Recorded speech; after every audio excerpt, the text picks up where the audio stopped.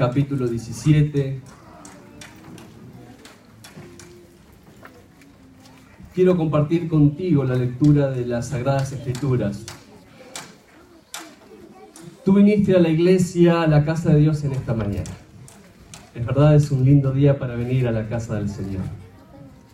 Pero tu semana tuvo distintas características.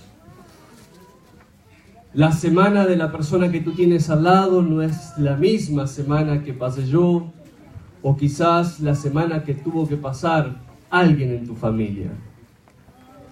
Pero hoy estás aquí en la casa de Dios y estás con un propósito especial.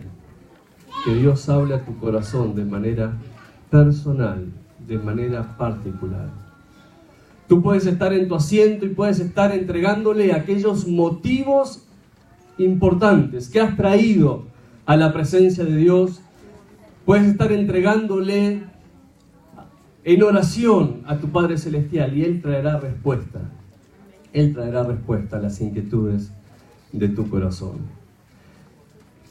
Quiero agradecer de manera especial también a todos los hermanos que están abriendo su hogar en los grupos pequeños, que están abriendo sus casas para poder transformar su hogar su casa en un hogar iglesia. Ayer estuve y tuve la oportunidad de estar con la casa del hogar iglesia del hermano Mario y la hermana Hilda. Y hermanos, queremos involucrar a más personas, a más de nuestros hermanos, de nuestros amigos, de nuestras visitas en los hogares iglesias. Y vamos a trabajar arduamente para que este año tú te puedas involucrar con un hogar iglesia también. El tema de esta mañana que traigo para compartir con ustedes está en Primera de Reyes, capítulo 17, del versículo 1 al versículo 24. Todo el capítulo, pero nosotros nos vamos a enfocar en algunos versículos de este capítulo. Y el título del sermón es: Dios es el que sustenta, Dios es el que fortalece y Dios es el que multiplica. Y pensaba en este tema teniendo en cuenta la siguiente pregunta: si estarías dispuesto a invertir tus recursos en Dios, pensando en la historia que vamos a estudiar juntos y reflexionar en esta mañana. Porque cuando tú lees la palabra de Dios te vas a dar cuenta que nos enseña las Sagradas Escrituras, así como lo repasamos en la lección de escuela sabática, que Dios es el que nos sostiene, nos fortalece, y Dios también es el que multiplica nuestros recursos. Y tú inmediatamente, quizás cuando yo diga recursos, vas a pensar, el dinero, o el pastor nos va a hablar de ese tema. Quiero que abras tu mente, que abras tu corazón, y que empieces a pensar en todos los recursos que tú tienes a disposición para brindarle a nuestro Padre Celestial. Y la historia quisiera compartirla contigo desde el versículo 8 del capítulo 17 en adelante. Dice: vino luego a él palabra de Jehová diciendo: levántate, vete a Sarepta de Sidón. Primera de Reyes capítulo 17 versículo 8 en adelante. Levántate, vete a Sarepta de Sidón y mora allí. He aquí, yo he dado orden allí a una mujer viuda que te sustente. Dios le estaba hablando especialmente al profeta Elías. ¿Cuántos de los que están aquí han escuchado hablar del profeta Elías antes? Amén. Entonces podemos compartir juntos la historia. Dice: entonces Elías, él se levantó y se fue a Sarepta, que era una localidad. Y cuando llegó a la puerta de la ciudad, he aquí una mujer viuda que estaba allí recogiendo leña, y él la llamó y le dijo: te ruego que me traigas un poco de agua en un vaso para que beba. Versículo 11.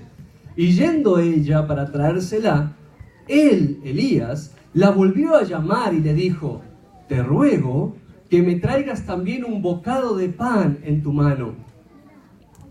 Y ella respondió: vive Jehová tu Dios, que no tengo pan cocido, solamente un puñado de harina tengo en la tinaja y un poco de aceite en una vasija, y ahora recogía 2 leños para entrar y prepararlo para mí y para mi hijo, para que lo comamos. ¿Y qué dice ahí la frase, hermanos? Y nos dejemos morir. Versículo 13. Elías le dijo: no tengas temor. Ve, haz como has dicho, pero hazme a mí primero de ello una pequeña torta cocida debajo de la ceniza y tráemela, y después harás para ti y para tu hijo. Versículo 14. Porque Jehová Dios de Israel ha dicho así: la harina de la tinaja no escaseará, ni el aceite de la vasija disminuirá, hasta el día en que Jehová haga llover sobre la faz de la tierra. Versículo 15. Entonces ella fue e hizo como le dijo Elías, y comió él y ella y su casa muchos días, y la harina de la tinaja no escaseó, ni el aceite de la vasija menguó, conforme a la palabra de Jehová que había dicho por Elías. Amén. Amén. Palabra de Dios. 3 cosas quiero hablarte de estos textos que acabamos de leer.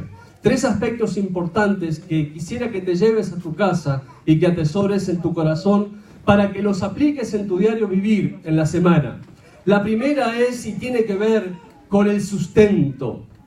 Sustento. Primera de Reyes, capítulo 17, versículos 8 al 12, encierra el contexto de la palabra sustento. Si tú puedes ver la historia que leímos hace unos momentos, es una historia de confianza plena. ¿En quién? En Dios. Es una historia de confianza completa en lo que Dios puede hacer. Y el contexto anterior de la historia nos muestra y nos enmarca en una situación de extrema sequía para el pueblo de Dios.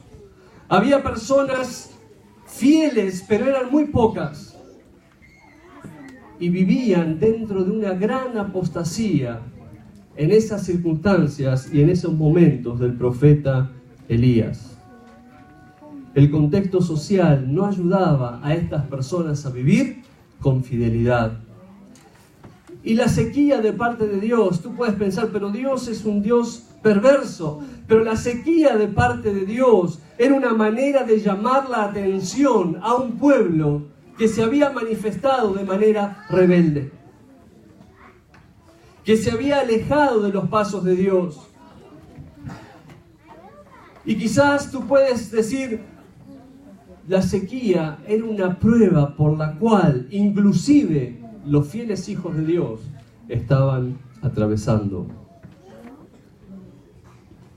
Tú lo puedes aplicar a tu vida espiritual en esta mañana y pensar, ¿cuál es la sequía que estás atravesando en tu diario vivir, en tu semana, en tu día a día? Y esa sequía en tu vida particular en esta mañana pueden significar distintas cosas de acuerdo a las necesidades que tú mismo estés atravesando personalmente, familiarmente, cada día de tu vida. Hace un tiempito atrás tuve la oportunidad de estar en Petra. Petra está en Jordania.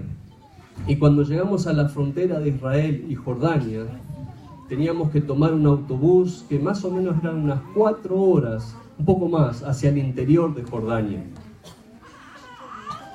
Todo lo que ustedes imaginan seco, como sequía, era ese lugar.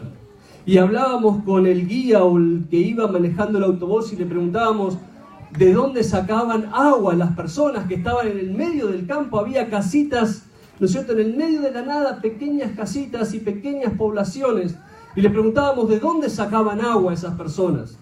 Y nos decían, el guía nos decía que un camión con agua pasa una vez a la semana, o a veces, si se rompe el camión, una vez cada 15 días. Y les llena un tanque de agua de esos que se ponen en el techo de las casas, ¿vieron? No de los más grandes, no de los más grandes. No puedo decirte los litros porque te estaría mintiendo, pero no era muy grande. Y nosotros mirábamos ese techito, ese tanque ahí arriba, mirábamos los niños corriendo por ahí, las familias, y pensamos, con ese poquito de agua tiene que aguantar esta familia para todas sus necesidades, una semana o más. Eso no pasa en nuestra vida, ¿verdad? Es más, casi que no cuidamos el agua nosotros. Casi que no cuidamos el agua. Entonces quiero ponerte en el contexto, porque cuando la historia dice sequía, significaba hambre, significaba muerte, significaba un contexto difícil de atravesar. Y entonces ahí la palabra de Dios, en Apocalipsis capítulo 17, versículo 9, le dice Dios a Elías: he aquí yo he dado orden allí a una mujer viuda que te sustente. Y Elías pudo haber dicho, como un profeta del pueblo de Dios, una mujer me va a sostener a mí, una mujer y una mujer viuda va a ser mi sustento. Y estuve buscando la palabra sustento porque me pareció interesante cómo actúa Dios. Porque Dios actúa con una lógica diferente a la lógica humana. Quizás Elías podría haber pensado, bueno, quizás para sentirme que alguien me va a sostener, me tendrías que haber dicho, te voy a enviar al palacio del rey, o te voy a enviar a la casa de tal profeta, o te voy a enviar al principal de la ciudad tal. Pero Dios le dice, te voy a enviar a la casa de una viuda, una mujer viuda, para que te sustente a ti. La lógica como Dios actúa, yo quiero mostrarte esto, porque tú estás viviendo tu día a día, estás viviendo tu semana, y tú estás pensando en resolver cosas a tu manera, pero la lógica de Dios no funciona igual que la lógica humana. Y a veces, hermanos, nos privamos de obedecer a Dios, porque no pensamos que esa es la manera correcta en la cual solucionar nuestros problemas. Y estuve buscando la palabra sostén. Dice que la palabra sustento viene del verbo sustentar, sustentarse, que significa sostener, sostener. Y la Biblia nos dice que Dios es nuestro sustento. Tiene que ver con las columnas que sostienen un techo. Proporciona lo necesario para vivir. Tiene que ver con el sostén, con el apoyo. Pero bíblicamente, la palabra específicamente en el hebreo, la palabra kul, sustento, aparece en este contexto con una trascendencia mucho más abarcante y mucho más importante de la que nosotros pensamos. Porque tiene que ver, hermanos, con lo que tú no puedes hacer, pero con lo que Dios sí puede hacer por ti para sostenerte. ¿Se dan cuenta la diferencia? Nosotros la usamos en el castellano, sustento, y la aplicamos a nuestra propia vida, a nuestras propias fuerzas. Lo que yo puedo hacer para sostener mi hogar, lo que yo puedo hacer para, ¿no es cierto?, ser el sostén de mi casa. Pero bíblicamente, aquí en Primera de Reyes, capítulo 17, versículo 9, cuando Dios le dice, la viuda, la mujer en Sarepta es la que te va a sostener, le está diciendo a Elías, no hay nada que tú puedas hacer por tu cuenta para sostenerte por ti mismo. Tienes que depender de lo que yo vaya a hacer por ti. Y entonces ahí la perspectiva del cristiano, en base a lo que te toca vivir cada día, empieza a cambiar. No es en lo que tú puedes hacer, sino en lo que Dios hace para sostenerte a ti. La pregunta es si tú estás dispuesto a confiar, a poner tu confianza en Dios para que Él sea tu sustento diariamente.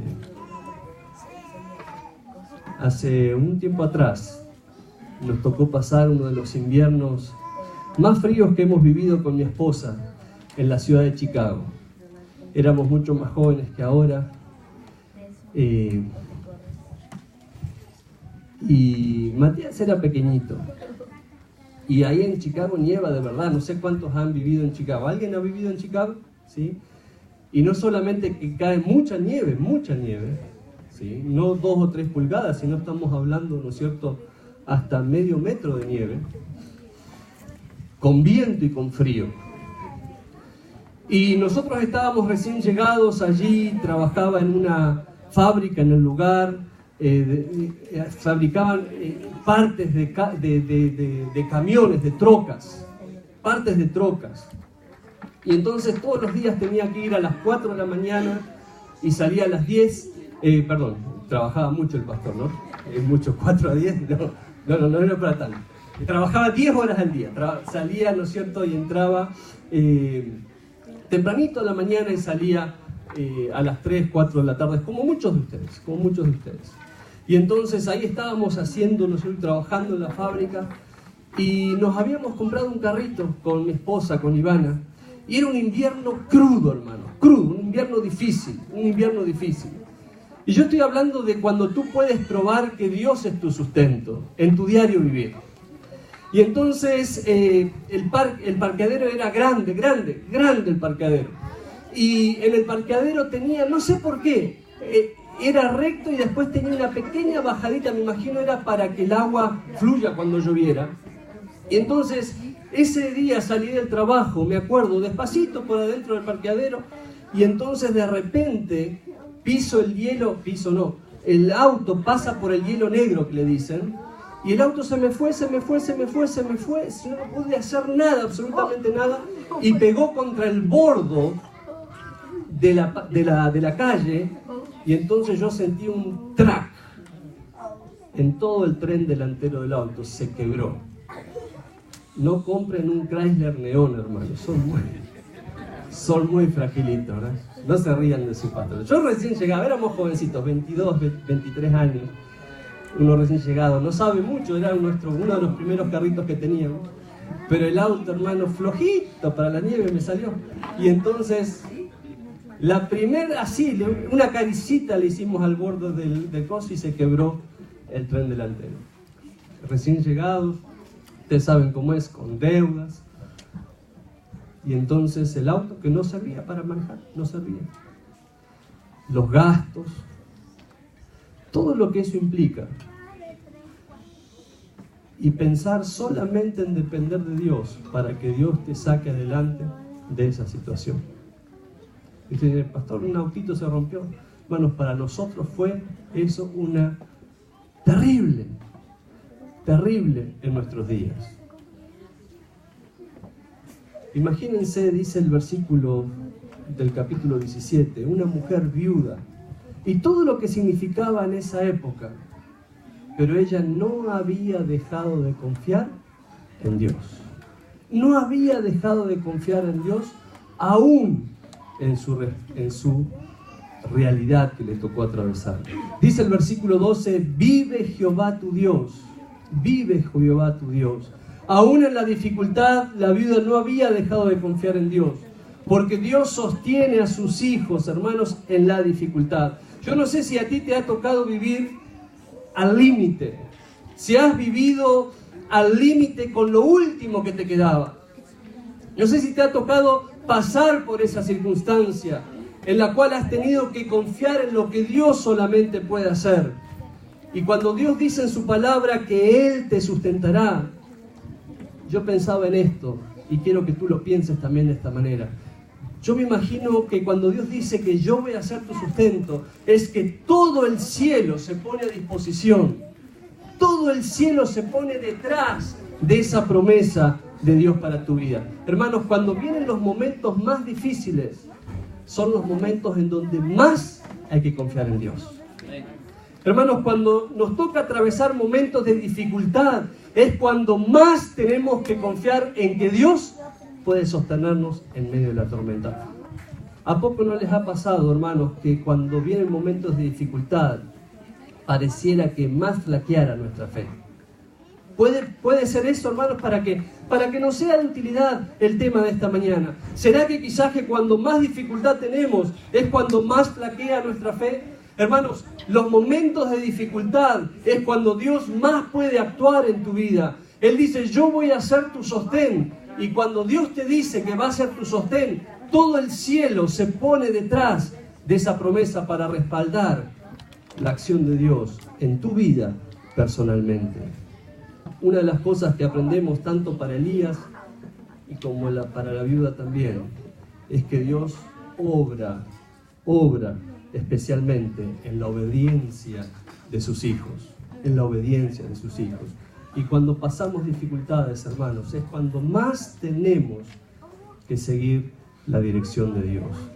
Cuando vienen las pruebas, no es un momento para apartarte de Dios, no es un momento para alejarte de Dios, sino para orar fervientemente, esperando que Dios haga el milagro en tu vida. Hermanos, la vida nunca se imaginó que iba a llegar el profeta de Dios a encontrarse con ella.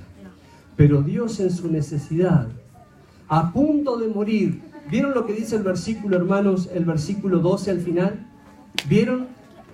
Abran la Biblia, miren el versículo 12 al final. Dice: para mí y para mi hijo, para que lo comamos y nos dejemos morir.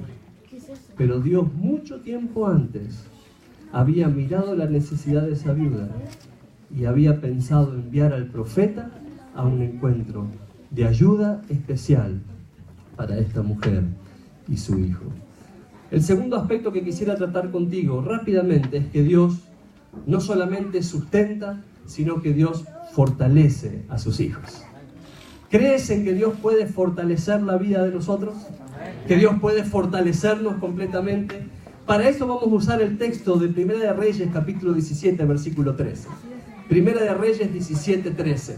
No solamente que Dios nos sustenta, sino que también, dice la palabra de Dios, que Él nos fortalece. Que Dios nos fortalece. Y dice el versículo 13, Elías le dijo: no tengas temor, no tengas temor. El contexto de la historia es de hambre a causa de una gran sequía. Y hermanos, la falta de agua implicaba una escasez de alimento que llevaba a las personas a la misma muerte. Y en su momento de mayor necesidad, Dios le dijo por medio del profeta Elías a la mujer: no temas, no temas. Yo lo que pienso y lo que me parece interesante respecto a Dios es que su no temas, cuando Dios te dice a ti no temas, va siempre acompañada de una acción celestial. Cuando Dios te dice a ti no temas, y ese no temas puede ser dirigido a ti de distintas maneras. Puede ser una situación en tu trabajo, puede ser una situación en tu familia, puede ser una charla con tu hijo o con tu hija que no te animas a dar, puede ser una conversación pendiente que tienes con tu esposo o con tu esposa que no te animas a tener. Pero cuando Dios te dice a ti no temas, ese no temas siempre va acompañado de una acción celestial. ¿Se entiende lo que estoy diciendo, hermanos?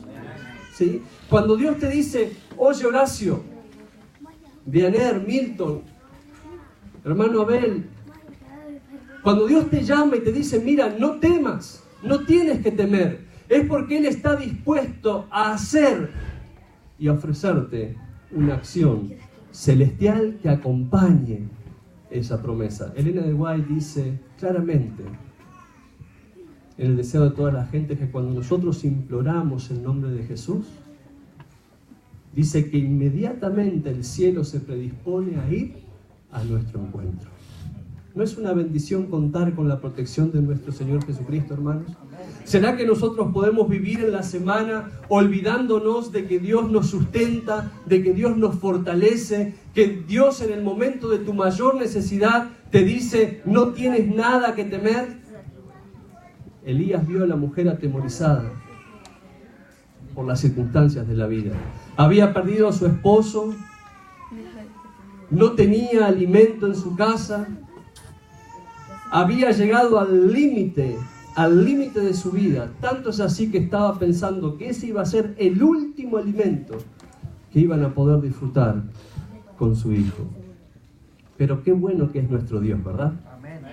Qué bueno que es nuestro Dios. Hermano, yo no sé si tú has experimentado un milagro en tu vida, si tú has podido ver los milagros en tu vida, si si tu tanque de gas estaba terminando y no tenías para cargarle gas esa semana para ir al trabajo, y tú dices, el gas no se termina más, y pudiste ir una vez, y pudiste ir otra vez, y pudiste ir otra vez, y ese gas seguía ahí. Yo no sé si tú has experimentado los milagros de Dios en tu vida, si tú has podido vivir la experiencia de que un hijo tuyo se sane de una enfermedad, de que tú puedas ver cómo le bajó la fiebre a mi hijo, a mi hijita. Yo no pensaba que esa fiebre iba a bajar de esa manera.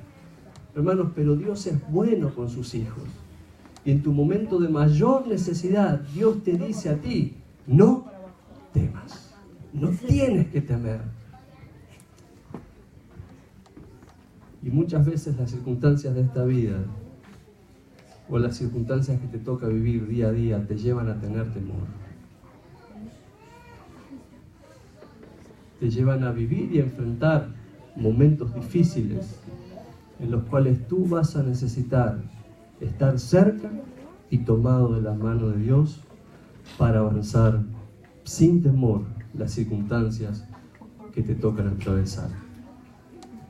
Así como Dios actuó en la vida de la viuda, Dios también, día con día, puede actuar en la vida de cada uno de nosotros. Pero tiene que estar tu mente y tu corazón dispuesto a dejar que el cielo pueda obrar en tu corazón. El tercer aspecto que me gustaría tratar contigo es la multiplicación. Y tú dirás, ¿la multiplicación de qué?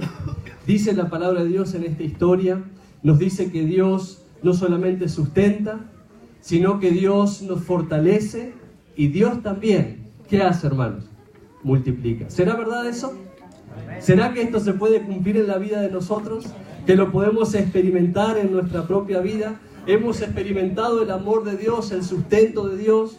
Hemos experimentado momentos en los cuales Dios nos dice, mira, no temas, avanza, sigue para adelante.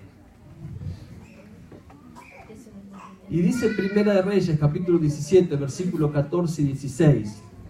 Hermanos, dice así, Jehová Dios de Israel ha dicho así, la harina de la tinaja no escaseará, ni el aceite de la vasija disminuirá, hasta el día en que Jehová haga llover sobre la faz de la tierra. Entonces ella fue e hizo como le dijo, ¿quién? Elías. Y comió ella, su casa, muchos días, y la harina de la tinaja no escaseó, ni el aceite de la vasija menguó, conforme a la palabra que Jehová había dicho por medio de Elías. Yo anoté que la multiplicación, hermanos, viene con tres aspectos que son importantes y que están mencionados en estos tres versículos. El primero es que para que Dios multiplique nuestros esfuerzos, para que Dios multiplique el trabajo de nuestras manos, para que Dios pueda multiplicar en este año lo que tú has puesto en las manos de Dios, dice que lo primero que tú tienes que poner es la fe. Para que Dios multiplique, tú tienes que poner fe en lo que Dios puede hacer. En los tiempos difíciles es cuando más confianza en Dios hay que tener. El tiempo de la prueba, hermanos, no es para desconfiar del poder de Dios. Mira, ese mismo Dios que te dio el trabajo que tú tienes de domingo o de lunes a viernes, es el mismo Dios que puede hacer que tu jefe te dé el día sábado libre. ¿Amén? ¿Sí o no, hermanos?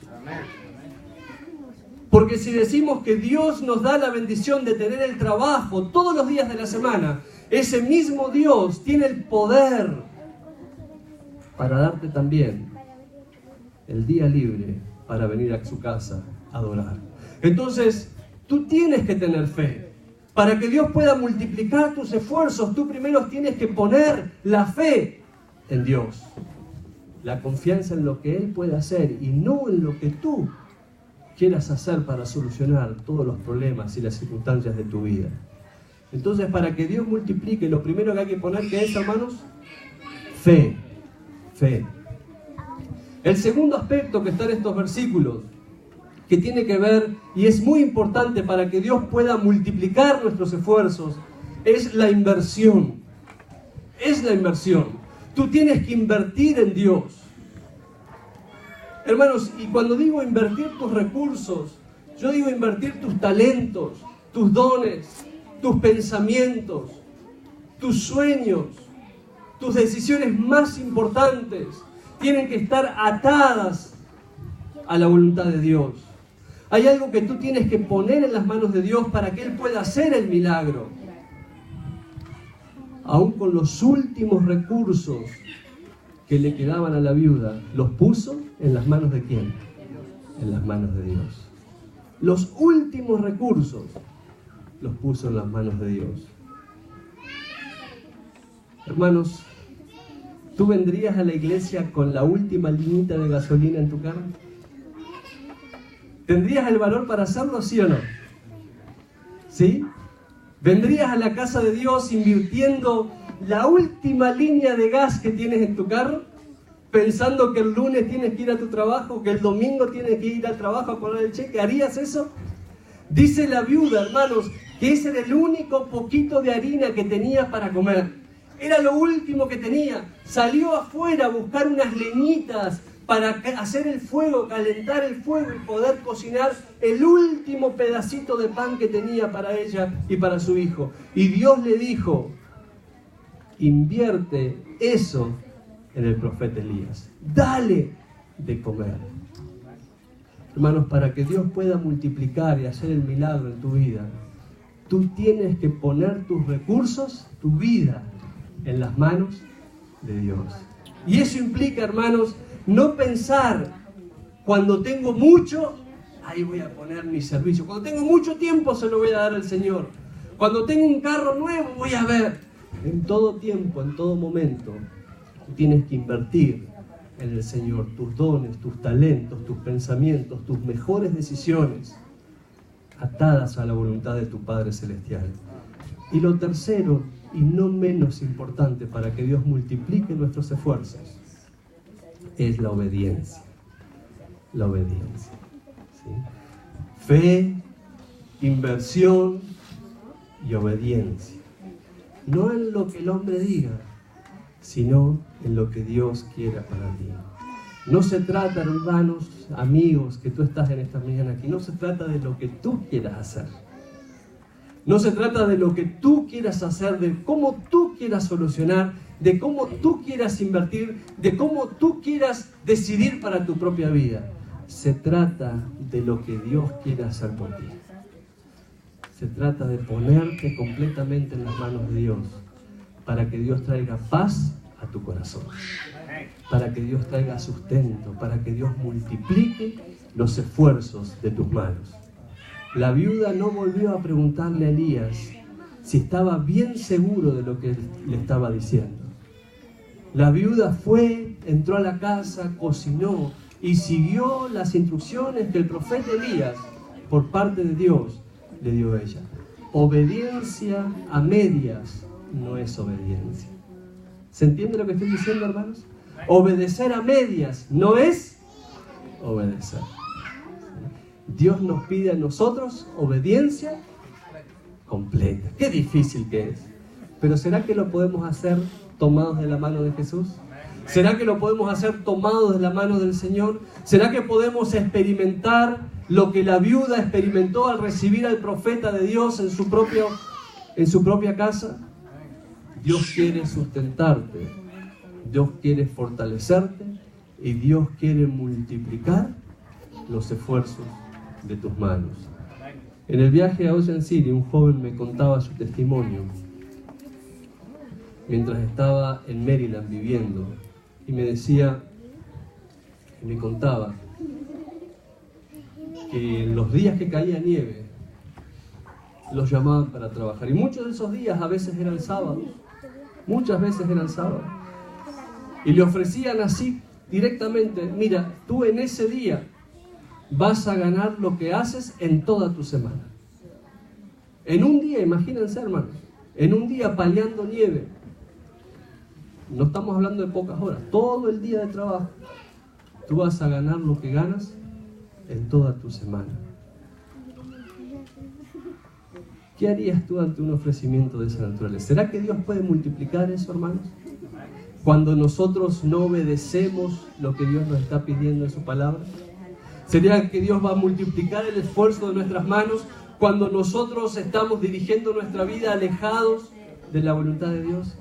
Dios quiere que tú puedas seguir las instrucciones que están en las Sagradas Escrituras para tu bienestar, para el bienestar de tu familia, para que Dios pueda sostenerte, fortalecerte y multiplicar todo el esfuerzo de tus manos en este 2018. A mí me gustaría, hermanos, en esta mañana hacer un llamado especial pensando en cuáles son quizás aquellas cosas que tú estás pensando, que tú estás sintiendo en tu corazón, que tú pudiste ir viendo a lo largo de esta historia que fuimos leyendo en Primera de Reyes, y que quizás no estás haciendo todo lo posible para que Dios pueda sostenerte completamente. Tú quizás estás confiando en lo que tú puedes hacer.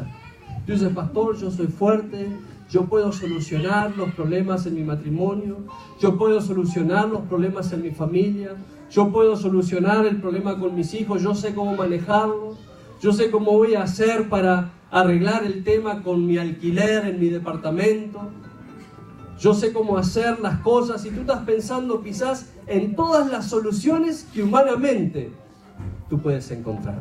Pero hoy Dios te enseñó a través de la palabra que Él es el que te sustenta. Él es el que sostiene todas las cosas. Él es el que pensó en ti antes siquiera de que tú tuvieras esa situación, ese inconveniente o ese problema. Y tú tienes que aprender a confiar en lo que Dios puede hacer y no solamente en lo que tú puedes hacer para solucionar las cosas. También hoy aprendiste y hacerte un llamado especial y repasaste en la palabra de Dios que Dios es el que te fortalece. Quizás tú te sientes cansado, cansada, agotado, agotada. Quizás te sientes con falta de paz, o que estás viviendo la vida sin gozo, sin alegría, triste, pensando en que quizás ya no hay solución para las cosas de tu vida. Pero hoy Dios en su palabra te mostró que a una viuda ahí en Sarepta, Dios le dijo a ella especialmente: no tengas temor. Y Dios te dice a ti hoy, en esta mañana, lo mismo: no temas. Te dice: no temas. Puede ser que quizás el mundo se te está cayendo a tus pies, pero Dios hoy te dice: no tengas temor. Yo voy a sostenerte con la diestra de mi justicia. Yo voy a fortalecer tus manos cansadas, como dice Isaías 39:29. Y tienes que saber que Dios está dispuesto a multiplicar tus esfuerzos. Quizás no sea hoy, quizás no lo puedas ver hoy, pero tú tienes que confiar en que Dios va a multiplicar los esfuerzos de tu corazón, de tus manos.